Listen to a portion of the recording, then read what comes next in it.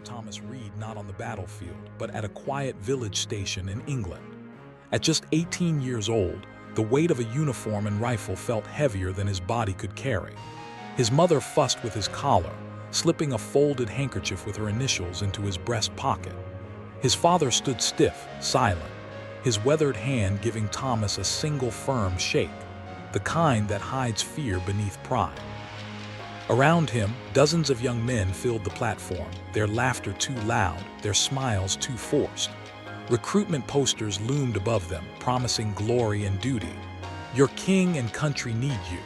The words felt hollow, yet powerful enough to sweep them all onto the train. The whistle screamed. Steam hissed across the station. Mothers cried out, clutching their sons, while fathers raised hats in farewell. The soldiers climbed aboard, rifles clattering, hearts racing. Thomas pressed his face to the window as the engine pulled forward, smoke swallowing the horizon. He saw his mother waving, growing smaller until she disappeared into the blur of countryside.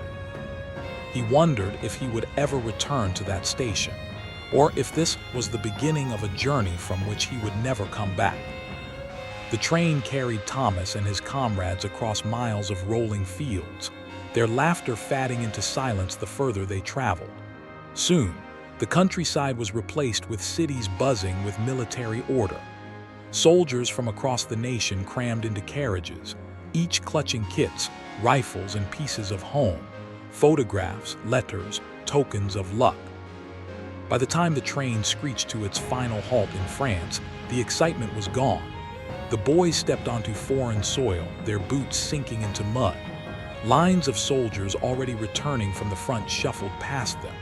Their faces were pale, hollow eyes staring into nothing. Some were limping, others wrapped in blood-stained bandages. None of them spoke. Thomas felt his stomach twist. These men had once looked like him, fresh, hopeful, young. Now they seemed like ghosts.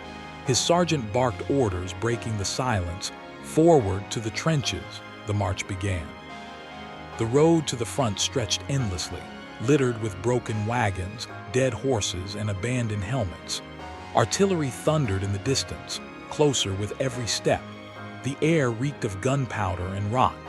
Thomas tightened his grip on the rifle slung across his shoulder, as though the cold steel could protect him. Every mile carried him further away from boyhood, closer to the dark truth of war. The first sight of the trenches shocked Thomas more than he imagined. He had pictured neat lines, strong defenses, maybe even something orderly.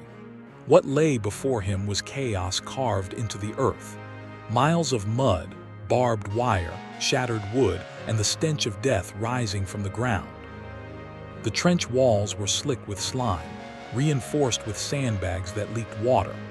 Rats as big as cats scurried along the edges, fat from feeding on the dead. Men crouched in narrow passages, their uniforms caked in filth, their eyes hollow. Some smoked silently, others sharpened bayonets with slow, deliberate strokes. As Thomas climbed down the wooden ladder into the muck, cold water swallowed his boots up to the ankles. The smell hit him instantly. Rot, sweat, and gunpowder blended into a foul fog.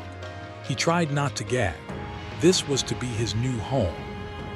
Overhead, the sky was alive with fire. Shells screamed across the horizon, shaking the ground with every explosion. The sergeant barked, "Welcome to the front, lads. Keep your heads down if you want to keep them." Thomas glanced at the faces around him. Boys just like him, now aged by fear. He clutched the handkerchief his mother gave him.